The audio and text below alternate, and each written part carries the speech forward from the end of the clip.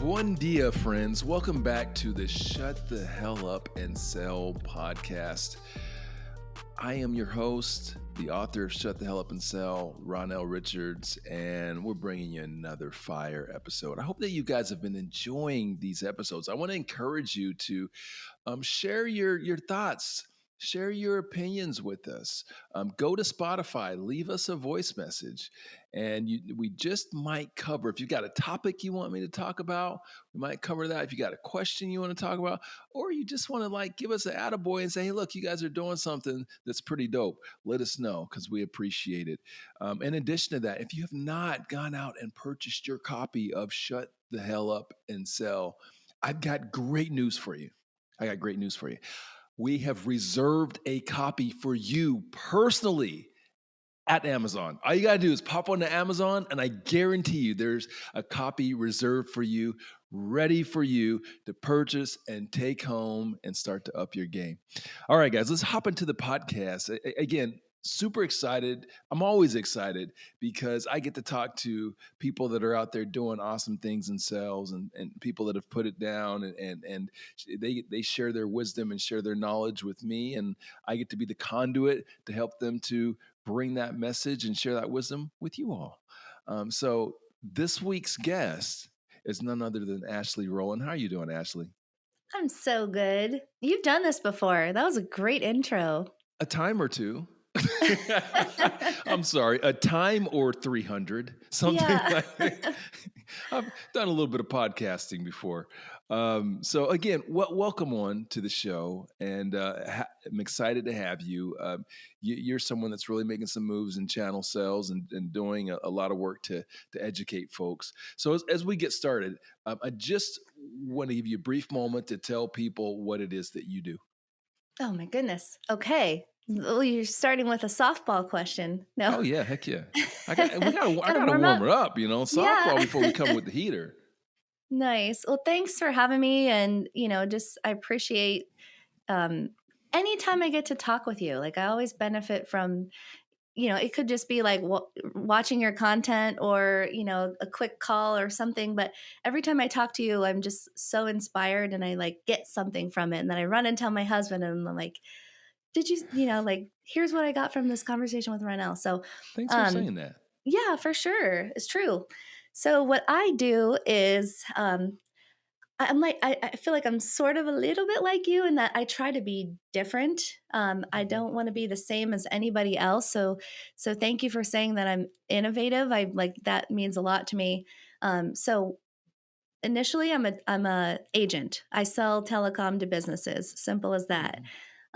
But we created a few things after that because we saw a big gap in the market when we started as agents. When I say we, my husband and I, we found it very difficult to know how this all works. Yeah. The only people that I could learn from were people that wanted us to either be sub agents of theirs or, they were the master agent, the TSB, TSD, they wanted to get a cut of our sales, or they were maybe a vendor and wanted us to sell their product. So none of those things are bad, but it's different because they have their own motivation. So they're not solely motivated by our success. So we didn't have a place where we could go get unbiased information that was just how to do this business, how to get customers, how to actually succeed. Because being an agent or a technology advisor is something where you're solely on your own and it takes a while to get paid. So if you don't focus on the right activities, you might have to go back to corporate America. And that's something that we never want to do. So we created a course teaching people how to become telecom agents. And we've also included, our exact process and strategy for closing 3+ deals a week. So how to do it. And it's not just our strategy. We included advice from other agents. So there's 20 other agents that contributed knowledge and learnings and teachings to this course. So we did that. And then we also created a community just for agents. So it's a paid community. The reason people have to pay to join it is because there's no vendor sponsors. You'll never see sponsored by anyone, on our end, just because we wanted a safe space for agents. I don't know if you've seen our community yet, but it's really I've cool, and it not, but I keeps look forward to checking it out. yeah, it keeps growing, and every person that joins, I'm like, "How did you find us?" And they're like, "So and so told me," and it's one of our current members. So it's almost 9 out of 10 people are referrals. So it's really cool. So that's just brand new, and that's like 5 months old. So that's Well, a I think lot of that's talking, but awesome. those are all the things we're doing, and who knows what's next? We're constantly going. So. So I think that's awesome, and there's a lot of great correlations to what we're doing with Shut the Hell Up and Sell, and what you're doing specifically in the technology channel sales vertical industry, whatever we want to call it today. Which it's something I'm excited about as I've run 3 channel agencies over the last 20 years. So um, that is something that's near and dear to me, and I appreciate what you're doing in terms of creating that education. Whether it is technology channel sales or just sales in general, I think that a lot of there's not a lot of formal education, okay, Mhm. and a lot of what we learn is we're learning from folks that are coaching or mentoring or paying it forward, and that's one of the things that's really important to me on this platform, specifically the podcast, is that we share that information in a way to help to educate people, right? We want to help educate and teach best practices so the next generations and the current generation, first the next generation of sellers has great information from great leaders like you, but those of us that have got a little experience in this thing can also learn from this and either find some greater community like you're establishing in the technology channel sales world, or kind of relate and commiserate a little bit, right? All right, so Mhm. so here's my next question for you, also a softball question. We're all about sales here, okay? This is all about not just wait, not just tactical and strategy and all that, which I find like a lot of people spend a lot of time about that. I'm about Mhm. evangelizing this great profession. I'm about Mm. leaning into it. I want us all to be proud to be sellers, and not, account. We come up with different names every half decade, whether account executives or whatever the title is. No, we're salespeople, and I Yeah. want I want us to be proud of that. So my first question to you is I want to ask you, what was your first sales job? What's the first job that Mm. you got some money for to go sell something? Nice. That's a great one. I've been in sales my whole career. When I graduated college, it was 2007, and Hmm. that generation of people was, we were basically taught to be like, "Thank you for an interview. Yes, I'll work for free." Like it's kind of the opposite of how the kids are now. Like I love the kids Yeah, now because they know their worth. They're like, "I'm not settling for anything. You're giving me a good deal. I work at home." Like whatever it is. it's a different Um, economy then. This is a different Different. economy. Yes. So, my first sales job was going door to door selling office supplies for Quill. Hmm. Um, Nice. Quill, I yeah, remember them. commission only. I was the Did you top knock on sales. my door? Because I No, remember. if you weren't in Pittsburgh, Pennsylvania, then no. But I knocked on a lot of doors there, and I was very successful. I'm 23, 24-year old, like ready to go. Knew my pitch, practiced Yeah. it every day. Hard job, ranked number one in the country, and I think I made $23,000 that year. So I did that while working at a restaurant, at night. So it was just crazy. We worked hard back then, and then my first like sales job when I actually got offered a salary, I was like, wow, you're going to pay me before I've even sold anything? Like this is crazy. I love that. And then now, we grow to expect it, and we're like, we won't settle for less than 6 figure salary. Like, it's just, it's changed. But I'm happy Ashley, for that hard knock life.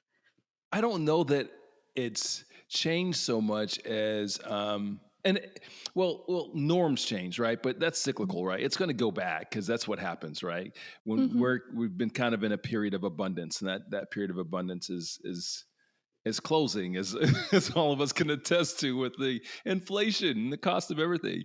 But I want to go back to your experience at Quill. First, let's put a number to that. So you said 2007, right? Yes. All Yep. right, 2007. What year is it now? It's 2000 and this was almost 22. 20. Or are you It's adding almost to get to my 23. age? It's No, I'm not trying to get sad to your time. age. I'm trying.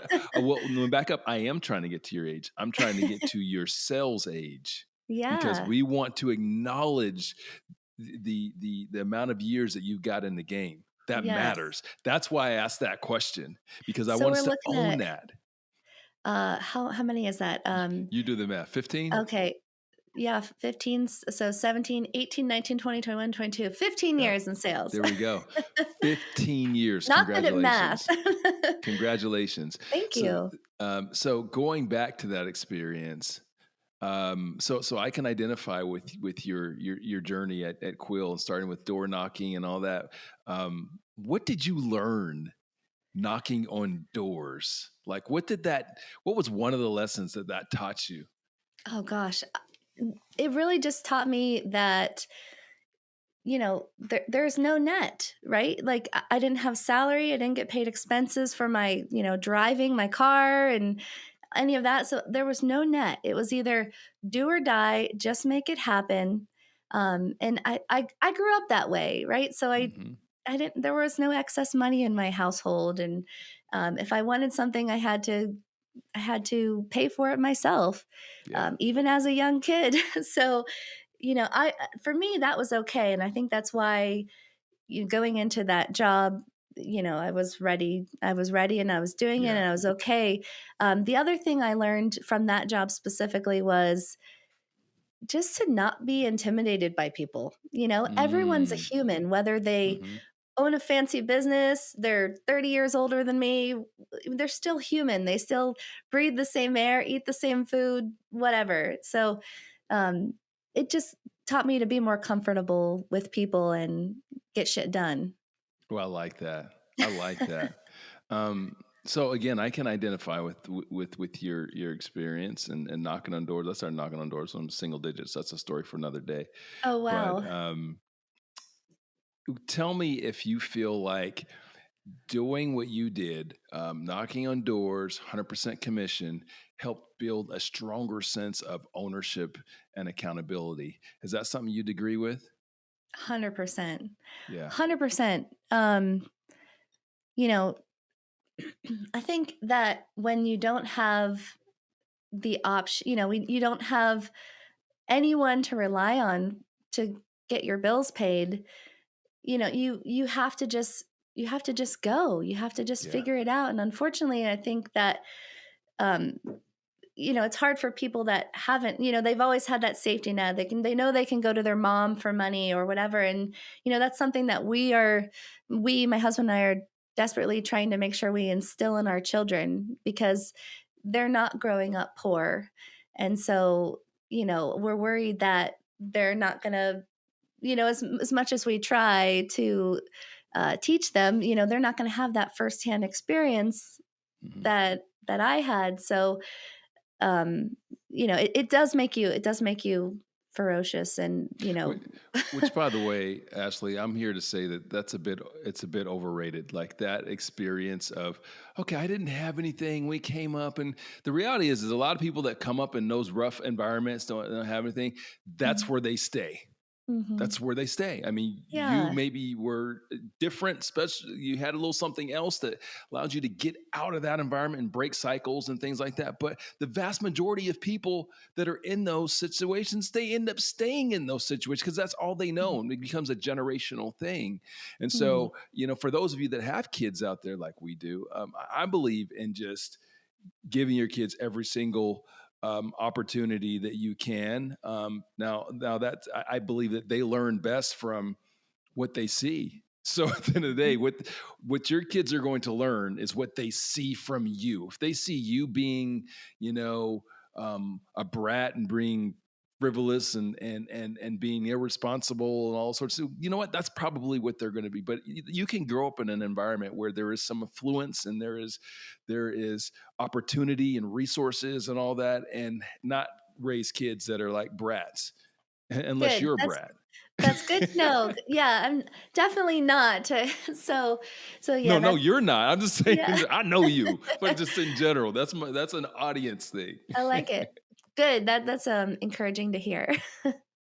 So, okay, the next question I want to ask you is, you know, you are innovating right now in the technology channel and trying to create curriculum that helps agents to be successful, which I think is super valuable. Again, as a guy that's got 20 years in this, there was no playbook, and there is not a willingness to share a lot of information.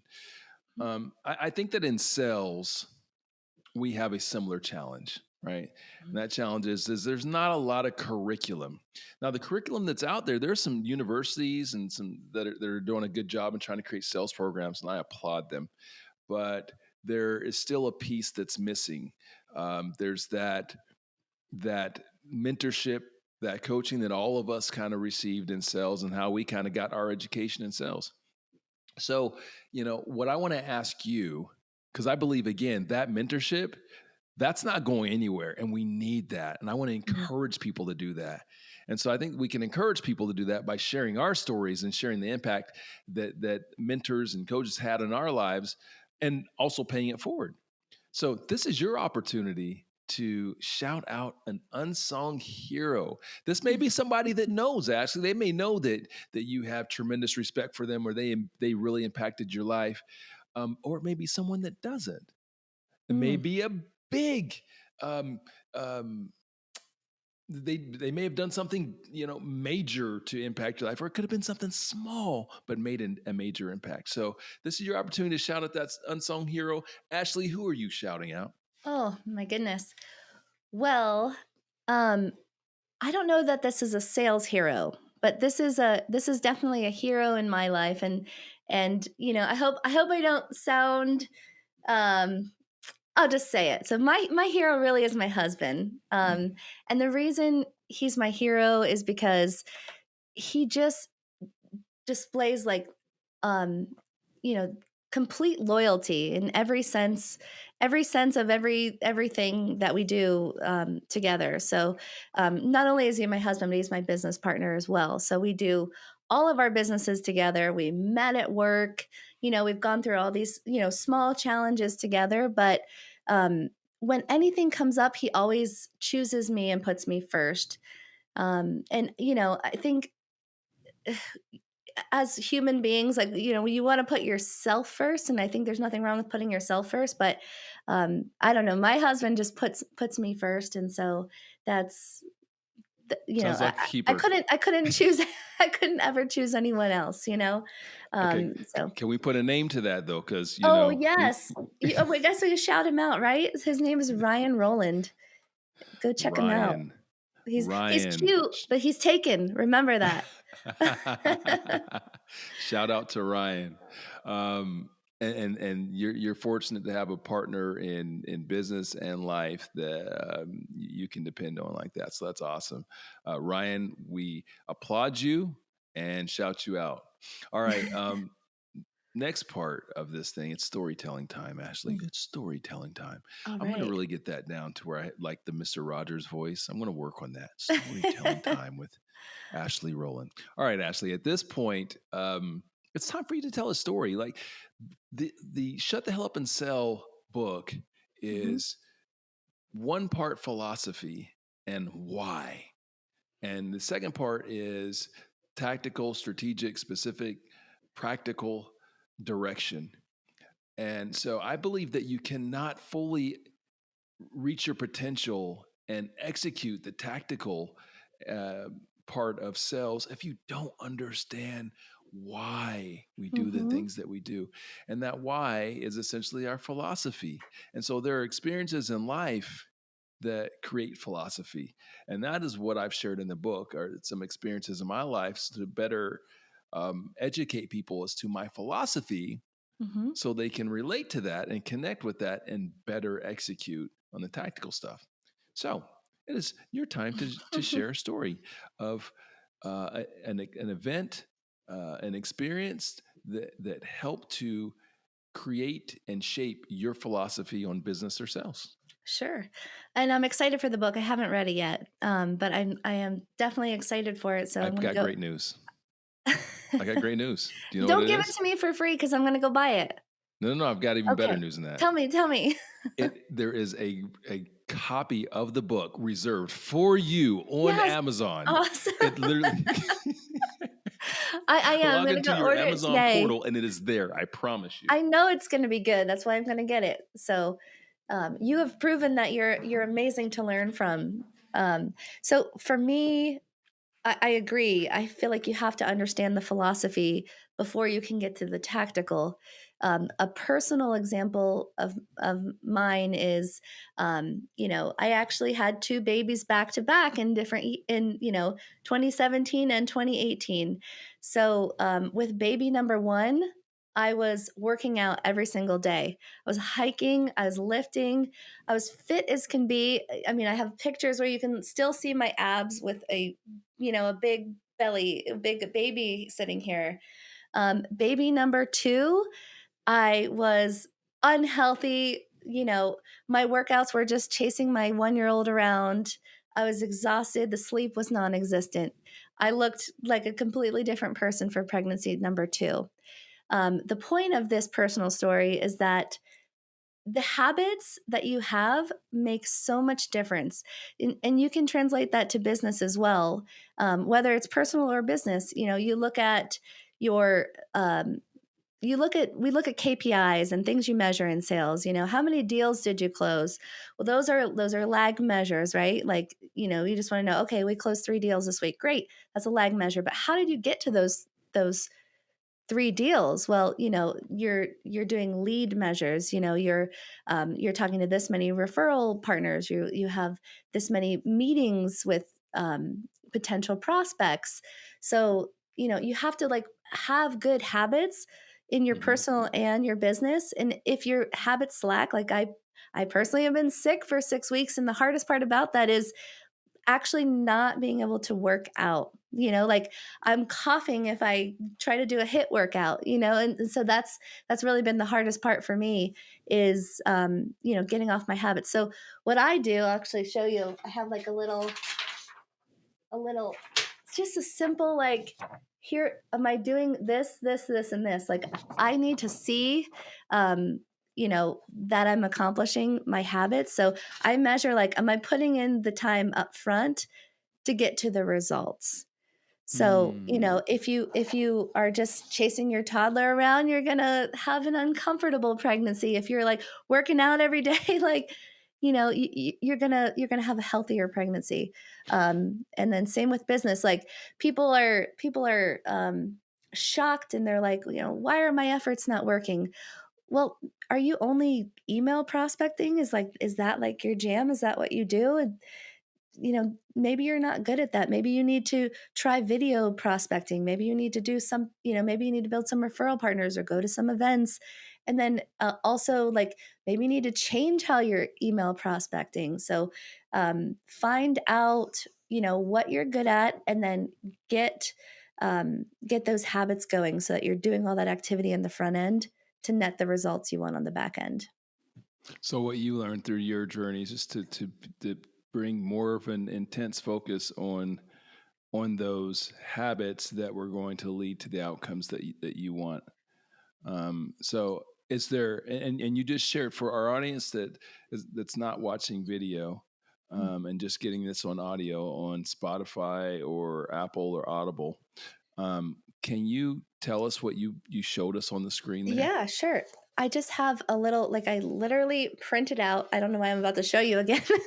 So I print out a piece of paper, and I just have 5 things that I'm trying to accomplish each day. And they're not monumental, groundbreaking things. Like, my things that I'm trying to accomplish each day are: work out, don't have alcohol, right?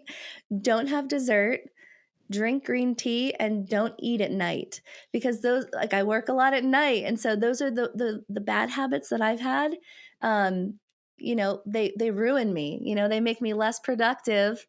They make me not feel good. I'm probably sick because of, eating dessert and eating at night and things like that. But so if I can just check mark off these little things that I'm trying to do to net the good results, then it it like works better for me rather than just hope and pray. Wow, that first, thank you for sharing. That totally leads into our second major question for you. And man, I almost hate having you ask or give me something else, because I think the what you just gave, maybe even you want to just kind of drill down on that a little bit more. But what you just gave is like super impactful. I feel that success isn't as complicated as we try to make it to be, whether it's in sales or in life. If you really focus on some fundamental truths and some fundamental actions and just bring intense focus to that, like we do in the book, which is really focused on, again, some fundamental truths and um, just very specific, pragmatic, just practical activities and actions that'll lead to your success. And what you just shared was like, man, that's right on point. Like, that's what we're talking about. Like, it's super simple because it doesn't Yeah. have to be that complicated. Can you? I don't want to force this on you, because if you got something else to share, you're welcome to share it. In addition to this, but my next question to you is going to be, okay, give us some success advice, some sales advice, some business advice. Give us something that's specific, something that's tangible, something that is Mm, prescriptive that people can take away from this podcast and they can sure. apply like immediately and say, look, Ashley said to do this, I'm doing it, and it's going to help them to move further in their goal to success. So you can go whichever direction you want to go with All that. right. All right. So um my biggest tactical advice, if you're in sales, I would recommend that we all know how to cold call, right? That's part of sales, right? I personally don't believe that cold calling is your most your best use of your time, right? So what I do instead is I cold call, but I cold call for referral partners. So I cold call to find people that have access to my target audience. For example, if I'm looking to sell internet or phone service to businesses, that's what I sell as an agent.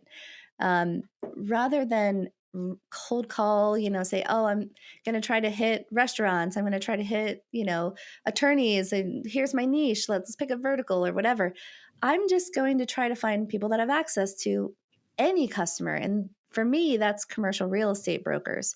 So, because when someone signs a lease to move into a new office, the first thing they do is they set up their phone service, they set up their internet service. So, those are hot, ready to go leads. I'm showing up for the customer when they want me to show up, not when I randomly feel like calling that business, right? Like when I call them, they're like, "Thank you for calling. This is on my to-do list anyway." So if you can just build yourself, I personally have around 50 referral partners. So if you can find somewhere between 50 and 100 referral partners, your funnel is just set. And then what you're spending your time doing is closing these short cycle, it's a short sales cycle because they're ready to go, short sales cycle deals that are already warm. So you're fielding all your inbound leads rather than beating your head against the wall and constantly trying to cold call businesses forever and potentially reaching burnout. So my biggest advice, automate your sales funnel with people that have access to your target audience, whatever that target audience is.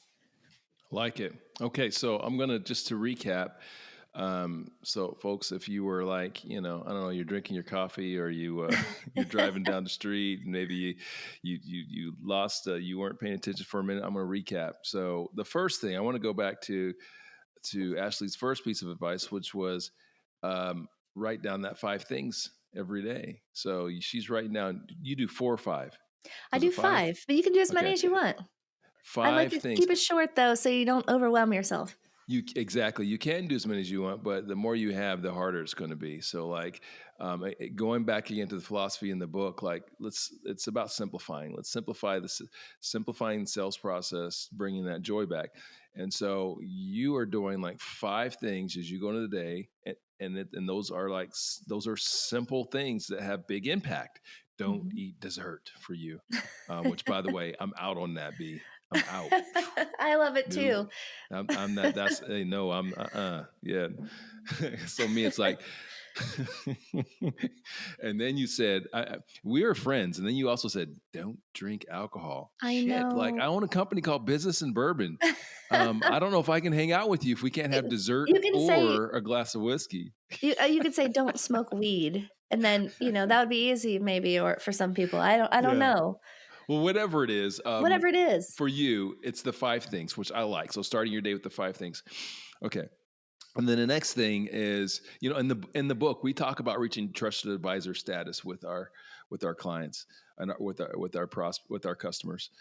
If you guys don't know what I mean by that term, you need to read the book. It's super Mhm. valuable. It will change the game for you. But we talk about reaching trusted advisor status, and what you're essentially doing is you are, instead of spending all of your energy prospecting, which I believe in multi-tiered approaches. There is no one Mhm. way, ladies and Yeah, gentlemen. There's for no one sure. way, and the 100%. more ways that you can prospect, the better. Anyway, but you are bringing more of your focus to a strategy of prospecting people that have trusted advisor status with the type of people or companies that you want to do business with, meaning that they are a heavy influencer.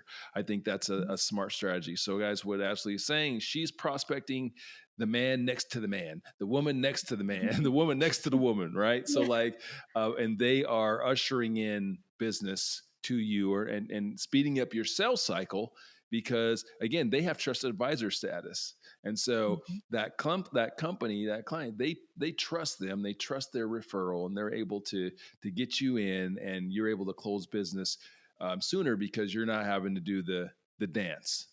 You're not doing as much of the Mhm. dance to earn that credibility and trust of the customer. Love it. All right. Thank Did I you. miss anything in that? No, you did great. All Just read right. the book. Just get the book. Well, here's the funny thing. There's a theme that keeps just rearing its head as we do these podcasts, and I have awesome people like you with experience and wisdom and a track record of success.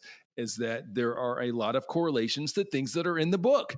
Ding, ding, ding. Why? Because successful, smart sellers know Mhm. how to do it right. Right. And so Mhm. we're just the things that I've learned and that I'm sharing, there's going to be a lot of connective tissue between some of the things that the folks that are on our podcast like you are sharing. So that was awesome wisdom, guys. 2 clear, very strong takeaways, and I love it because they're both very prescriptive, and you can hang up on this, although don't hang up on this. Don't turn it off. In fact, I want you binging. So listen, if you liked what Ashley just said, Jesus, I've got like episodes of rock stars like Ashley. So make sure you binge all of these episodes and pull all this great information out of it. All right. Thank you for that fantastic share. I want people to know where how to get a hold of you. How do they connect with you? Where's the best way? Where do you do your damage? How do you want people to reach out to you? Let's go with LinkedIn because my email is filled with people and my phone text me, right? Just find me on social. That's the best thing for me. Okay, so and Highest in the success show rate. notes, Ashley's LinkedIn profile link will be there, so you guys can feel free to reach out to her um, whenever you are. And again, she really plays well in the technology channel sales world. So if you're in that world, she's somebody that you should know. I'm the Ashley, telecom it's been a mom. pleasure. It's always fun chatting with you. I agree. Thank you so much for having me. I appreciate it and just always like to see your smiling face. Well, and the feeling is likewise because you have great energy, and so for those of you guys that aren't watching this on video, watch it on video. You'll get a little bit of that Ashley energy coming It's through in the contagious. video if you can't already. Yeah, it's contagious. All right. Ashley, thank you again, my friend. Wishing you all the best. And for all of you that are listening to us, wherever you are in the US, outside of the US, wherever you are in the globe, I want you to remember something. Shh. Say less. Sell more. Peace out. Hey guys, it's Ronell, and I just wanted to thank you for listening to this episode of the Shut the Hell Up and Sell podcast. If you liked it, please rate us 5 stars on whichever podcasting platform you're listening to this on. And while you're at it, punch that subscribe button.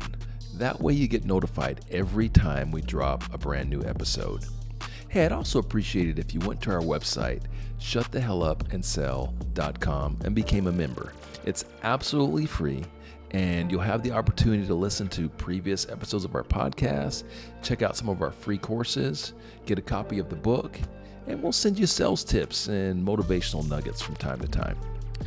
Lastly, if you'd like to book me for either appearances or speaking engagements, just send an email to my team at team@shutthehellupandsell.com.